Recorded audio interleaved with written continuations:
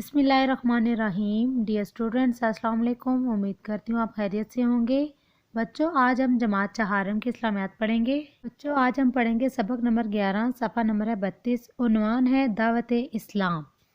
بچوں، آج کے سبق میں ہم پڑھیں گے کہ دعوت اسلام کا سلسلہ کب اور کیسے شروع ہوا اور کس نے شروع کیا۔ آئیے سبق کی پڑھائی کرتے ہیں۔ خفیہ دعوت۔ خفیہ کا مطلب ہے پوشیدہ، چھپ کر دینا۔ جب اللہ تعالیٰ کی طرف سے نبی کریم صلی اللہ علیہ وآلہ وسلم کو اسلام کی دعوت کا حکم ہوا تو ابتدا میں آپ صلی اللہ علیہ وآلہ وسلم نے ان لوگوں کو اسلام کی دعوت دی جن سے آپ صلی اللہ علیہ وآلہ وسلم کا گہرا تعلق تھا۔ ابتدا میں دعوت کا یہ سلسلہ خفیہ رکھا گیا تاکہ مکہ کے لوگوں کے لیے حیران کن صورتحال پیدا نہ ہو جائے۔ خفیہ دعوت کا یہ سلسلہ 3 سال تک جاری رہا۔ بچوں، نبی کریم صلی اللہ علیہ وآلہ وسلم کو جب اللہ تعالیٰ نے حکم دیا تھا اسلام کی دعوت کا کہ وہ لوگوں کو دعوت دیں دین اسلام کی، تو شروع میں آپ صلی اللہ علیہ وآلہ وسلم نے ان خاص لوگوں کو دعوت دی تھی جن سے حضور صلی اللہ علیہ وآلہ وسلم کا گہرا تعلق تھا۔ حضور صلی اللہ علیہ وآلہ وسلم نے جب یہ دعوت کا سلسلہ شروع کیا تھا تو اس کو پوشیدہ رکھا تھا، خفیہ رکھا تھا، خفیہ دعوت دی تھی حضور صلی اللہ علیہ وآلہ وسلم نے، کیونکہ جو مکہ کے کافر تھے اور دوسرے لوگ ان میں حیران کن صورتحال نہ پیدا ہو جائے۔ اور یہ خفیہ دعوت جو پوشیدہ دعوت تھی جو حضور صلی اللہ علیہ وآلہ وسلم نے پوشیدہ دعوت دی تھی، اس کا سلسلہ جو ہے وہ 3 سال تک جاری رہا تھا۔ آگے اس کی پڑھائی کرتے ہیں۔ حضرت خدیجہ رضی اللہ عنہ وہ پہلی شخصیت تھیں جو نبی کریم صلی اللہ علیہ وآلہ وسلم پر ایمان لائیں۔ اسی طرح مردوں میں آپ صلی اللہ علیہ وآلہ وسلم کے دوست حضرت ابوبکر صدیق اور آپ صلی اللہ علیہ وآلہ وسلم کے آزاد کردہ غلام حضرت زید بن حارث رضی اللہ عنہ نے سب سے پہلے اسلام قبول کیا۔ بچوں میں حضور صلی اللہ علیہ وآلہ وسلم کی صاحبزادیوں اور حضرت علی رضی اللہ عنہ نے سب سے پہلے اسلام قبول کیا۔ حضرت ابوبکر صدیق رضی اللہ عنہ کی کوششوں سے کچھ اور اہم لوگ اسلام میں داخل ہوئے۔ ان میں حضرت عثمان رضی اللہ عنہ، حضرت زبیر رضی اللہ عنہ، حضرت عبد الرحمن بن عوف رضی اللہ عنہ، حضرت سعد بن ابی وقاص رضی اللہ عنہ اور حضرت طلحہ رضی اللہ عنہ شامل ہیں۔ ابتدا میں جو لوگ اسلام لائے ان میں حضرت بلال حبشی رضی اللہ عنہ بھی شامل تھے۔ جو حضرت خدیجہ رضی اللہ عنہ پہلی خاتون تھی جو نبی کریم صلی اللہ علیہ وآلہ وسلم پر ایمان لائی تھی۔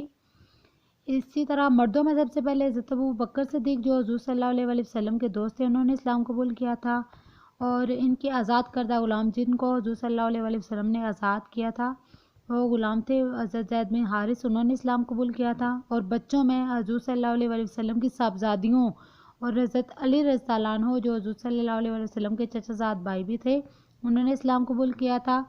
اور حضرت ابوبکر صدیق کی جب اسلام انہوں نے قبول کر لیا تھا، انہوں نے بہت زیادہ کوشش کی تھی، محنت کی تھی، حضور صلی اللہ علیہ وآلہ وسلم کا ساتھ دیا تھا اس دعوت میں۔ تو ان کی کوششوں سے کچھ اہم لوگ جو تھے وہ بھی اس دائرہ اسلام میں داخل ہوئے تھے، جن میں حضرت عثمان مسلمانوں کے تیسرے خلیفہ تھے۔ حضرت زبیر رضی اللہ عنہ نے بھی اسلام قبول کیا۔ حضرت عبد الرحمن بن عوف رضی اللہ عنہ نے، حضرت سعد بن ابی وقاص اور حضرت طلحہ رضی اللہ عنہ ان میں شامل تھے۔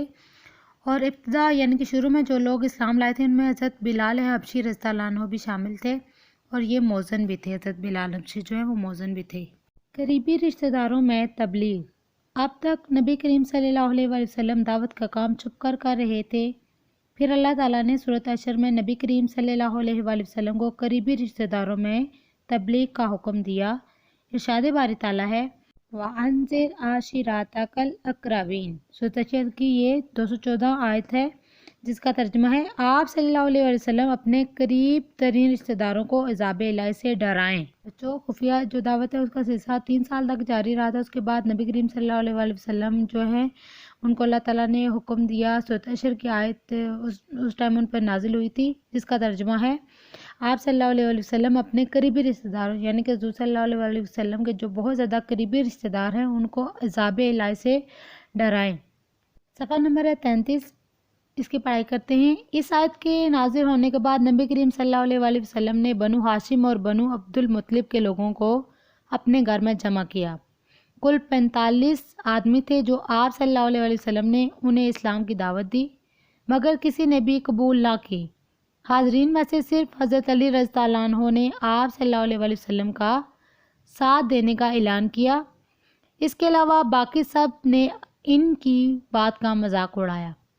چچا ابو لہب نے کہا خدا کی قسم یہ برائی ہے، اس کے ہاتھ دوسرے سے پہلے تم لوگ خود ہی پکڑ لو۔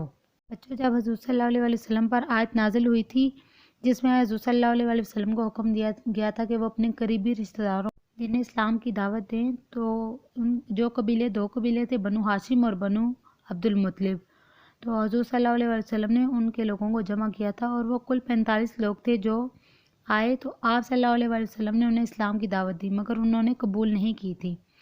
حاضرین یعنی کہ جو حاضر تھے وہاں، جو 45 لوگ وہاں حاضر تھے، ان میں سے صرف حضرت علی رضی اللہ عنہ جو حضور صلی اللہ علیہ وسلم کے چچا زاد بھائی بھی تھے، انہوں نے حضور صلی اللہ علیہ وسلم کا ساتھ دینے کا اعلان کیا تھا۔ وہ اسلام سے پہلے بھی قبول انہوں نے کیا ہوا تھا، لیکن انہوں نے سب لوگوں کے سامنے حضور صلی اللہ علیہ وسلم کا ساتھ دینے کا اعلان کیا۔ اس کے علاوہ باقی سارے جو لوگ تھے وہ مذاق اڑا رہے تھے کہ یہ کیا کام کر رہے ہیں۔ حضور صلی اللہ علیہ وسلم کے جو چچا ابو لہب تھے، انہوں نے کہا خدا کی قسم یہ برائی ہے، اس کے ہاتھ دوسرے سے پہلے تم لوگ خود ہی پکڑ لو۔ نے خدا کی قسم کھا کر کہا تھا کہ یہ برائی کا کام ہے، یہ برائی کا کام کر رہے ہیں اور دوسرے سے پکڑنے سے پہلے آپ لوگ ان کو پکڑ لو۔ عام دعوت اسلام، پہلے ہم لوگوں نے پڑھا تھا خفیہ دعوت اسلام، یعنی کہ جو انہوں نے چھپ کر کے دی تھی۔ اب عام دعوت اسلام ہے جو انہوں نے سرے عام دی تھی دعوت۔ اس کی پڑھائی کرتے ہیں۔ ایک روز نبی کریم صلی اللہ علیہ وسلم نے لوگوں کو جمع کیا اور خود کوئی صفحہ پر چڑھ گئے۔ آپ صلی اللہ علیہ وسلم نے فرمایا، تم لوگ یہ بتاؤ کہ اگر میں تمہیں بتاؤں کہ اس پہاڑ کی دوسری طرف ایک بڑا لشکر ہے جو تم پر حملہ کرنا چاہتا ہے، تو کیا تم میری بات کو سچ مانو گے؟ سب نے کہا ہاں، کیونکہ آپ صلی اللہ علیہ وسلم نے کبھی جھوٹ نہیں بولا۔ آپ صلی اللہ علیہ وسلم نے فرمایا، میں تمہیں ایک سخت عذاب سے پہلے خبردار کرنے کے لیے بھیجا گیا ہوں۔ اس پر چچا ابو لہب آپ صلی اللہ علیہ وسلم کو برا بھلا کہنے لگا۔ اس کے بعد سب لوگ اپنے گھروں کو چلے گئے۔ اسی طرح آپ صلی اللہ علیہ وسلم نے دعوت اسلام کا کام جاری رکھا۔ حج کے ایام میں لوگوں کے ڈیروں، عکاظ کے میلوں اور مجنہ کے بازاروں میں جہاں کہیں لوگ نظر آتے، آپ صلی اللہ علیہ وسلم انہیں اسلام کی دعوت دیتے۔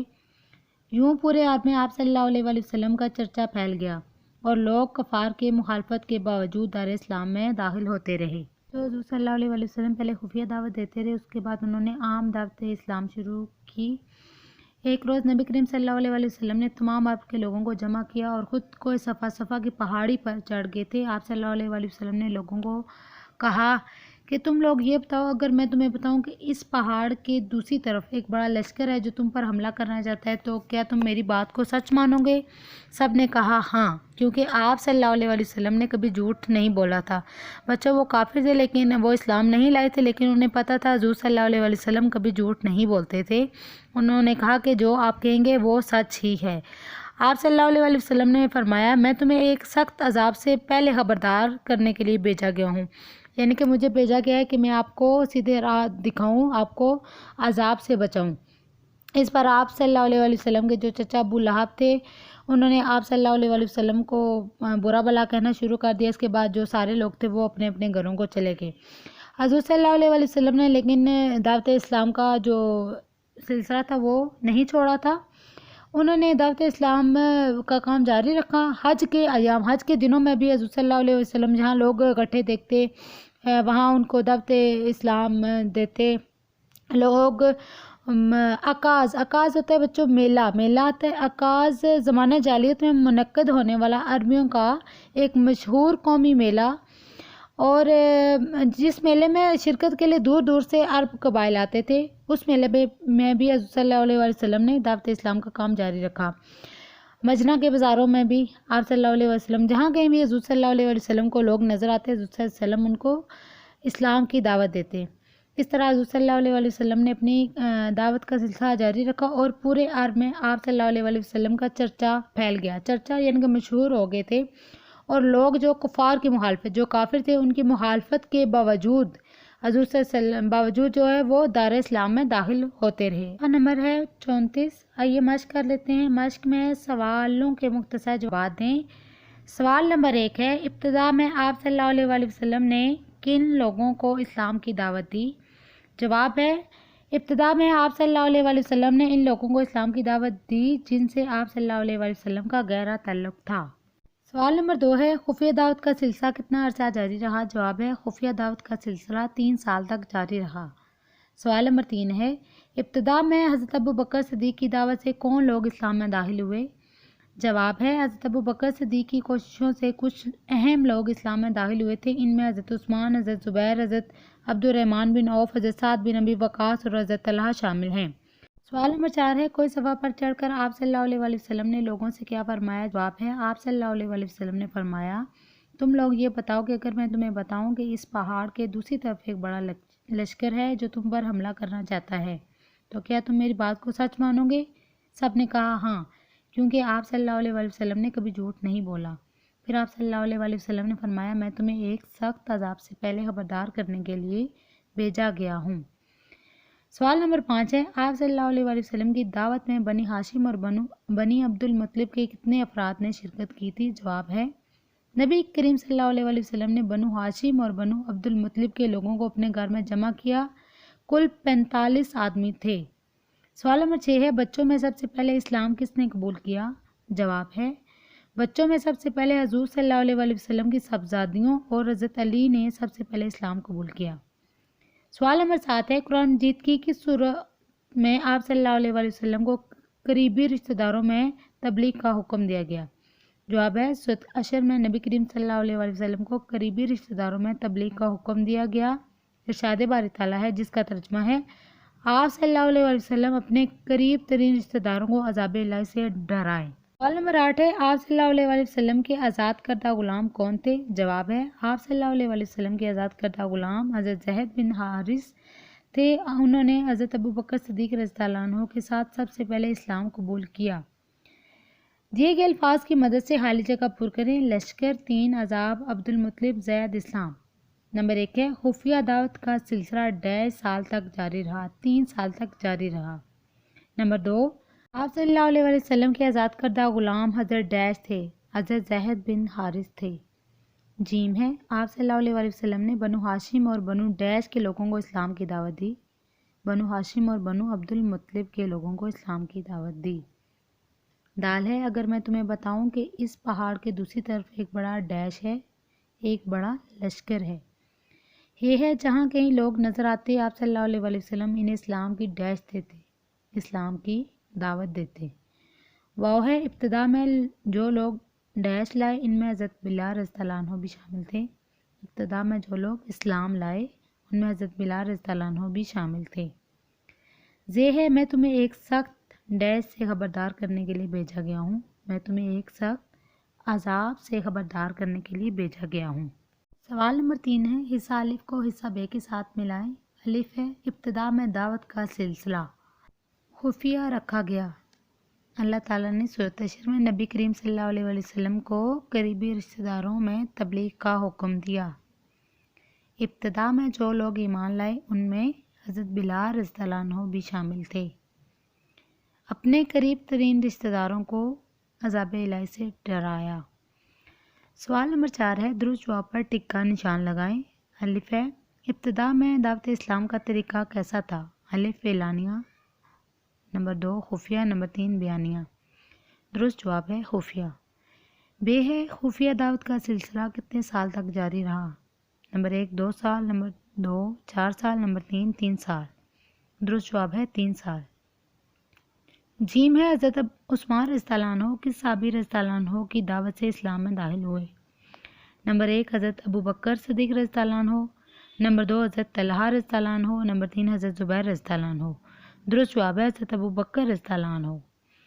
दाल है, अल्लाह ताला ने सूरत अशर में किन लोगों को तबलीग का हुक्म दिया? नंबर 1 दोस्तों को, नंबर 2 करीबी रिश्तेदारों को, नंबर 3 हुक्मरानों को। दुरुस्त जवाब है करीबी रिश्तेदारों को। ये है, नबी करीम सल्लल्लाहु अलैहि वसल्लम ने अपने घर में बनु हाशिम और बनु अब्दुल मुत्तलिब के कितने लोगों को जमा किया? Number 1 40, number 2 42, number 3 45। दुरुस्त जवाब है 45। बच्चों, उम्मीद करती हूँ आज के सबक की आपको समझ आ गई होगी। बच्चों, अपना और दूसरों का ख्याल रखिए। अल्लाह हाफिज़।